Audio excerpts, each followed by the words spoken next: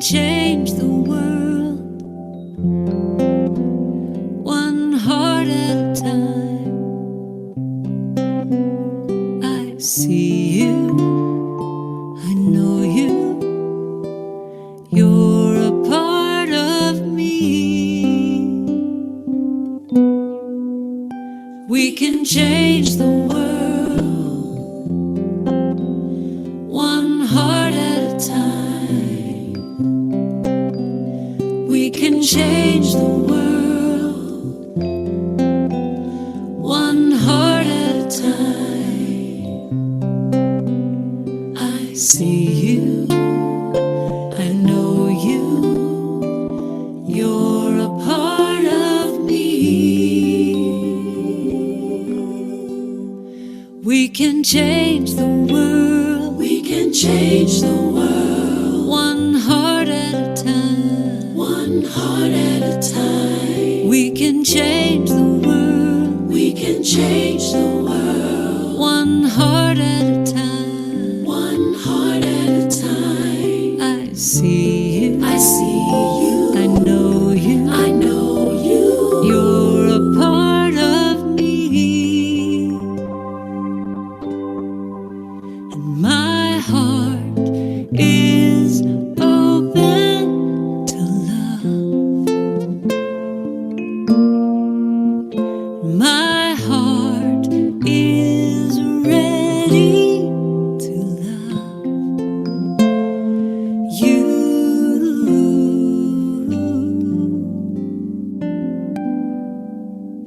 You can change the world, you can change the one heart at a time, one heart. You can change the world, you can change the one heart at a time, one heart.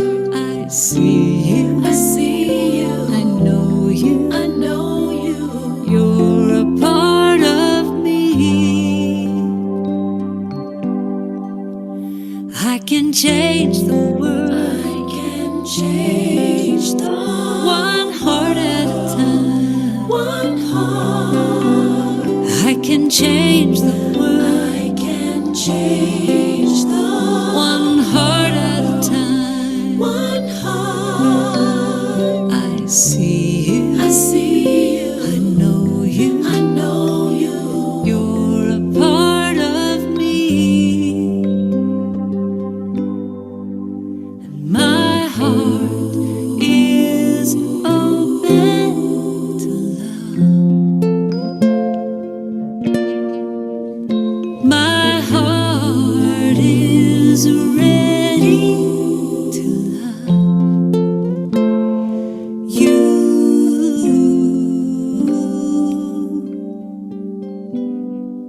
We can change the world one heart at a time.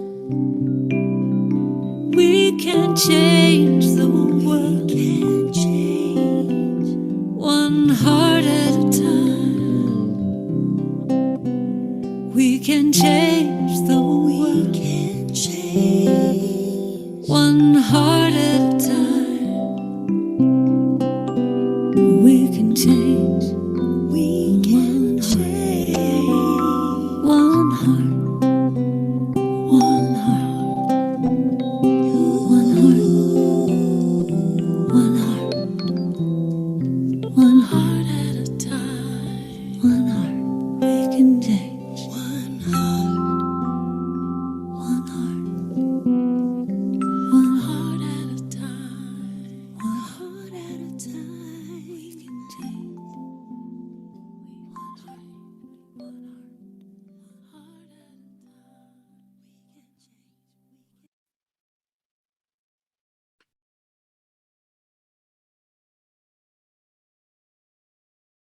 Good morning and welcome to our 10th session today, and we're going to be exploring the quality of love and the virtue of harmony. Good morning, Sister Ashika.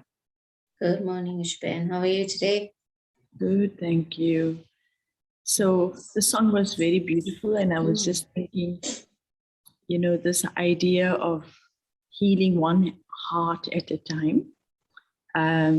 It's interesting that to heal the heart, it was me understanding, coming closer to understanding the next person. So let's just bring it back to us, and how much of the time is there clarity for me to accept and love myself as I am. And I thought, let's go in that direction this morning. Oh, beautiful. So I think that for love, everyone associates it and it's become commercialized as color red, first of all. So we're going to remove that notion today and bring in the green. So beautifully, this power of love that you bringing back to ourselves. And I was just having this feeling as the song was playing as well, that it's the pivot for everything else. So when we looked at all the other powers that we have and sort of qualities that we have, and it was power, we looked at purity, we looked at joy.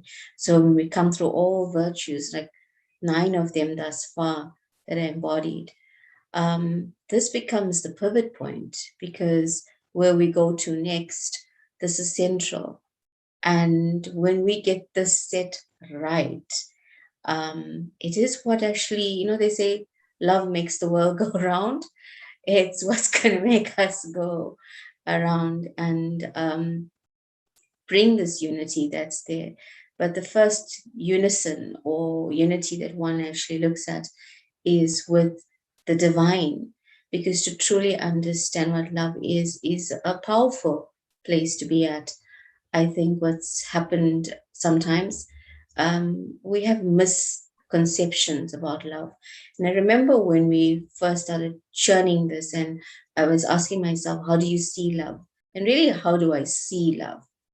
And it's an expression. And there was this one picture that came back to me constantly. It was like, if 2 people held hands and walked, that meant they were in love. And I asked myself, does that mean that they're in love? And I thought about it carefully, why for me it mattered. And as kids growing up, we would always hold hands and swing and walk. And it was about that connection. And a parent will hold the hand of a child because out of love and care, 1, so that you guide. And 2 is that sometimes you avoid them getting into a little bit of trouble. And I felt this embodiment of this connection, this hand holding, when we extend it to that which is above, that which is the divine. I'm going to truly feel what to be truly loved means. And if you can maybe share, Ushabe, now, like, how do we've strengthened on different levels, but love is such a thing that, people say my heart is broken, and it's always associated with this disconnection, but to reconnect and create this unity again.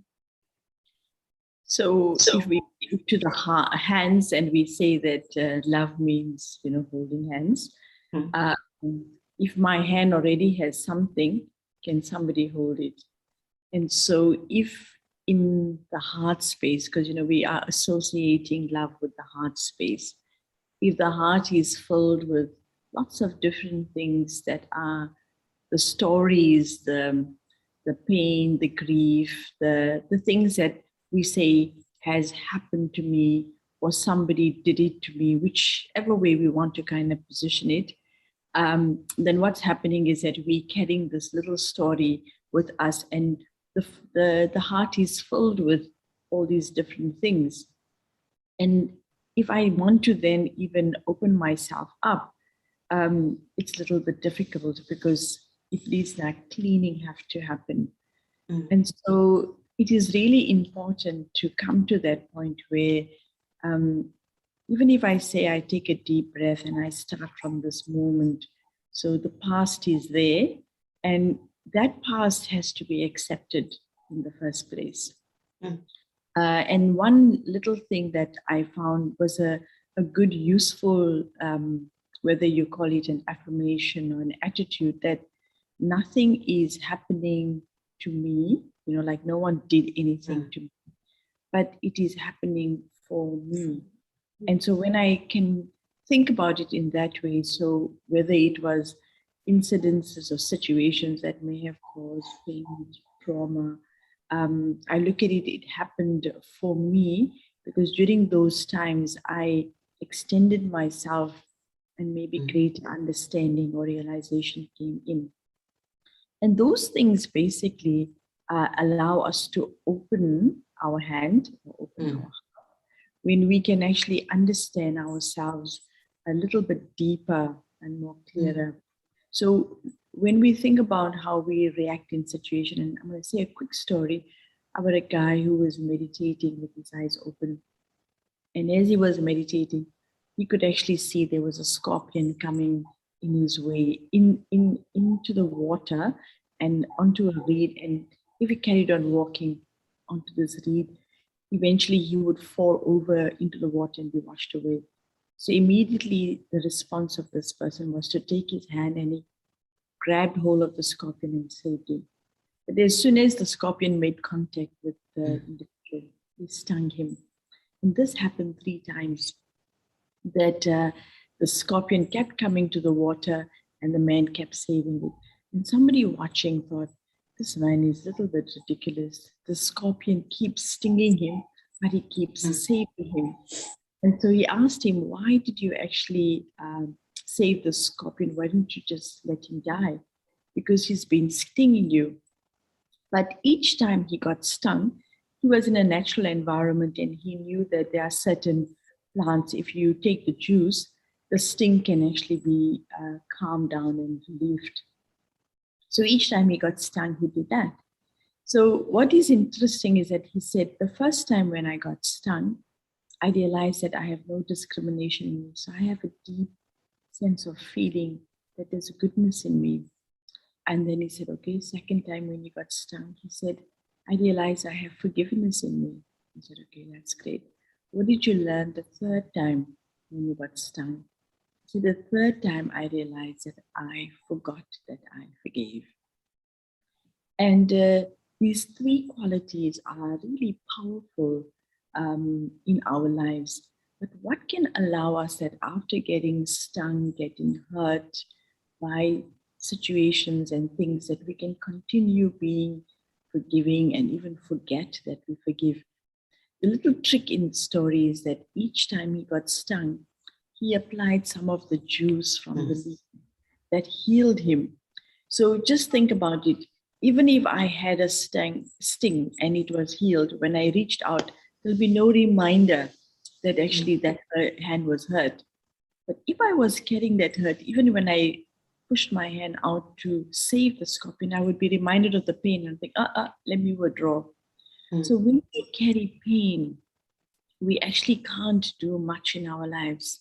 But in this instance is that if I use the challenge to notice my behavior and come closer to connecting to who I am, then it's so beautiful. Because if challenges don't happen in our lives, how would we discover the greatness that exists inside of me? And so that's why this mantra, or this, whether I call it an affirmation or saying that nothing is happening to me, it's ever happening for me, is a very powerful way in going forward when we have to deal with difficulties. But I think there is a little bit of past we need to think about. In the past, we need to accept that whatever happens, happens for the best. And there's something about this whole quality of acceptance. Again, acceptance is a uniting energy. It's not a separating energy. So I also don't want to, in a way, distance myself from the past and push it away. It is part of my life. So when I accept it, it grows with me. And that's really something so beautiful. We working with plants, and it's so nice to know that what is it that becomes the food for the plants? The decayed plant matter itself that actually becomes fertilizer. So even our life's journey, the difficult things that comes through, it can be recycled into fertilizer that can give us the strength and the support to move forward. So if I want to come close to anyone, to connect even to the divine, I need to open myself up, free my hands from the things I'm holding to, and make that space to allow the new experiences to come in. Beautiful. I think this expression of forgiving and then forgetting, is a wonderful embodiment. If you look at this further, and you touching on this very connection, which becomes the air that I breathe, and I'm just having this thought about this pivot point again that we are at. And when I look at my past and I turn this way, now can we turn with the attitude that I have the power, I have the purity, and I have joy, and encompassed in each of those virtues that we've gone through, whether it be the stability, the simplicity, the balance, whether it be the fact that I'm able to bring all of those things and use them as I look at that and understand the benefit of what's there. And then facing this way as we progress, we'll start to see what other tools we actually have and capabilities and abilities to allow us to still love. So I feel like, this ointment jar that we need to fill. So we all are not out there in the wild and might not know what it is, but we need to use. So if we fill that ointment jars and keep them in front of us, power with this and my virtues, it's something that we can take and apply when we look either backward and or we're going to even look forward, because there's anxiety. And I think we spoke about that, the anxiety of looking ahead as well that comes through. And then it stops us moving. So we become like a statue in life, and rather than be able to flex and bend.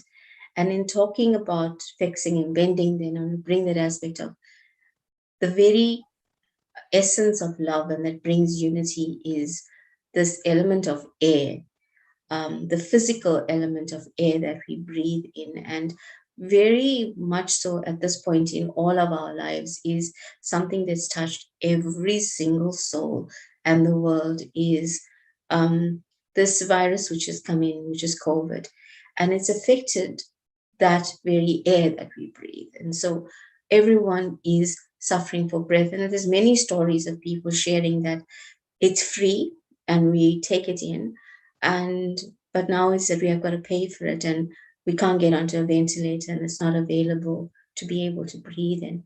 So really encouraging us to understand that this air, physical air, but the air that we take in that moves and shifts us and shifts love, that allows us to grow, that allows us to move and sway, is this essence of love and care for the self, and creating this unity with the divine.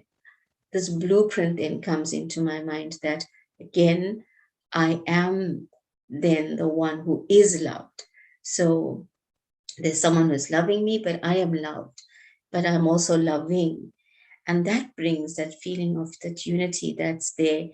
And one unity is such a thing that it's difficult sometimes for us to reach out and make amends. But it's also powerful that when I do stretch my hand out and somebody doesn't take it, and this is not just my physical hand, but the hand of my mind, that I need to know that I'm okay still. And I didn't lose. I'm never at a loss. So, Shubin, just to be able to maybe look at rounding up this air and techniques maybe for even as we breathe, like physically breathe, what is it that we do? Because one of the most calming aspects, especially during this time of trauma, we first learn to deep breathe. So, it's crazy that when we think of the word air, we connect it to lungs generally. And now we're connecting air to the heart. And it was a a lovely little, again, story or something that I read. It says that, there's a conversation with the self happening that, when we get anxious, what do? We eat a lot. So then we're sitting in our gut and we're having to digest everything. And when we get very emotional, then we sit in our heart and then we kind of we go ping pong because we're in heart. But if we sat in the lung, we would just breathe in and out. And it's actually that time, that part of our body organ that is very present. It brings us into the now. And so air really allows us, because, you can't stockpile air inside of your body either. Yes. It's like everything else you could store, but air is the only fluid thing that brings us into the present, and it's actually into the now. So it's very relevant for us. And when you connect meditation, there are certain meditations that just speaks about being in the now. And we know there are books written on the power of now. So it's really very relevant for us to understand that every time I'm breathing in, I'm actually reminding myself of this moment. And in this moment, what is the choice I'm making? Whether I'm taking in everything of the world and absorbing it into myself, or I choose to actually take in for myself the beautiful quality that I understand I am and give that out into the world. If we do that kind of thing, that where I'm breathing from inside of myself, you mentioned that this jar, because we're not in nature and so we're not using plants, but this container is actually the seat of the soul. And this seat of the soul, if I keep it unconnected to the physical things of the world and really keep it into that awareness that it is pure light energy. And the quality of light is that it's always, you can't contain it. Even if it was in a closed thing, through the cracks, you'll actually see the light. So if I hold this as I breathe in, hold in this beautiful feeling that I am light, and then breathe out that vibration into the world. If you constantly keep this practice of breathing in and then breathing out this beautiful light energy, then again, that breathing in and out is actually creating an aura around you as a vibrational thing. And then that vibration keeps you safe. So even if the world is giving something, it will first have to pass through this little aura or filter I've created, which is of this wonderful energy. Then when it hits me, it would have changed. So I can actually change anything that comes my way if I decide how I want to create a filter. If I choose to wear glasses, which are green today, then everything is going to have a tinge of green in it. Even if it's white, it's going to have a tinge of green. So we realize how powerful we are, that even if the world dishes out whatever it wants to, how I take it in is actually really in my hands. And if we can claim that power today, to realize that's what we have. So when I'm saying that I'm in harmony, what I'm doing is, one is this breathing, which is being present. But the harmony is making sure that I'm aligning what is in that being that I am, which is only the pure qualities. That stockpile, as I give it attention, begins to, in a way, amplify itself.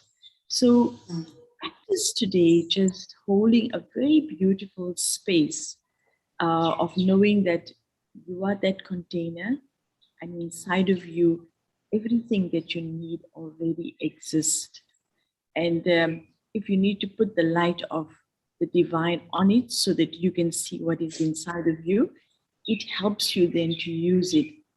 But you know the thing about love, they say it's a doing word. And so because it's a doing word, you need to really not be so passive, but to be active, really reaching out with our thoughts. And you're very right when you say that if I reach out and I'm really having the best intention and somebody doesn't reciprocate it, does it mean I stop giving? It's like a tree, if you don't eat its fruits, it doesn't mean it stops bearing. It will drop its seed, the fruit down, and those fruit will become new trees if no one consumes it. And so for me to know that I can't actually be conditioned to the recipient, I need to be faithful to who I am. And so then whatever is happening around me, I don't get affected. And sometimes we are tested in our love in terms of, do we really constantly give if I don't receive anything in return? And that's very beautiful in a sense that it almost is like another thing that I'm going through in terms of a challenge, to see that can I give, and if no one takes and no one accepts, that actually my giving will never stop. And finally, the one who needs to receive it is actually waiting to say that this quality of love is actually what I was waiting for. And so don't actually wait for anyone to acknowledge your ability to be that life in their life. And when I constantly be that, I also be filled. I can't get tired to be this love. Beautiful. So using this virtue of harmony which emerges from love, let us maybe explore it a little further. So allow yourself the space again, just to step a bit inward. You find yourself walking in the garden of your life. And as you walk forward across the green grass, up above on a hilltop, you see a tall tree. And you make your way toward it, finding yourself there. You sit on the ground, leaning your back against this tree. You just observe everything around you and a love of what you see shines through your eyes. And as it shines, it moves inward. And you become very focused on your breathing. You observe what you're doing. Your in-breath, and you see how your belly moves out. And as you exhale, belly moves in like a bellow, and all the air moves out. And again. And as you do this deeper and deeper, slower and slower, you start to see the cycle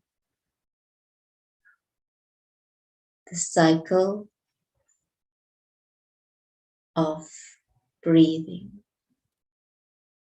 the cycle of harmony. I, the soul, absorb the beautiful rays of love from the divine soul.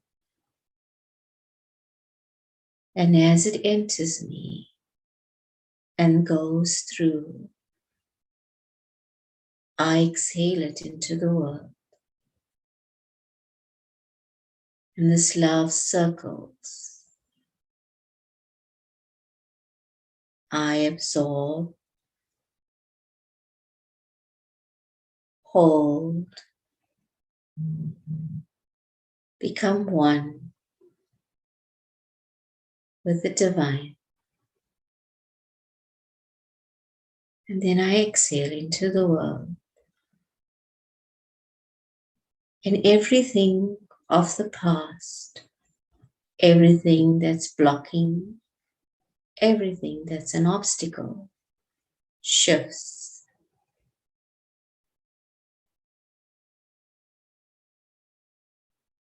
I am a being of light, and my every breath taken with love is shared with love. And I see this harmony back into everything.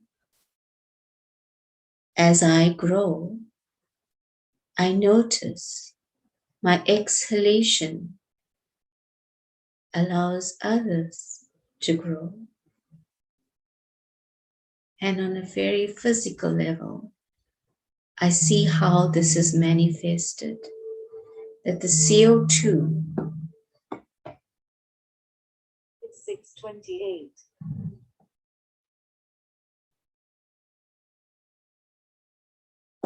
Is used by every plant,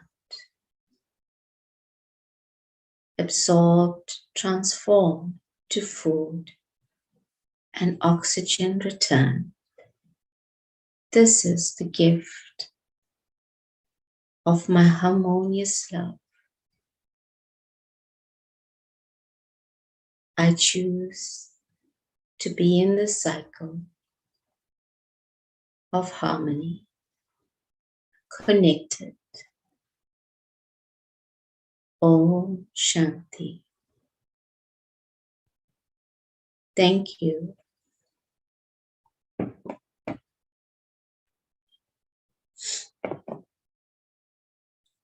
Love restores harmony. Today I breathe deeply, filling my inner being with the healing air of love that expels all griefs, hurt, and disappointment of the past with every exhalation. Harmony is restored. I experience being filled with life's abundance, uplifting, free, and easy flowing, refreshed. So today again, when I spot the color green, let me take a moment and pause, breathe deeply in, and allow the beautiful qualities that are stored within your inner being to flow out, and allow the harmony from inside to flow outward, creating love for our world. Om Shanti. Have a beautiful day.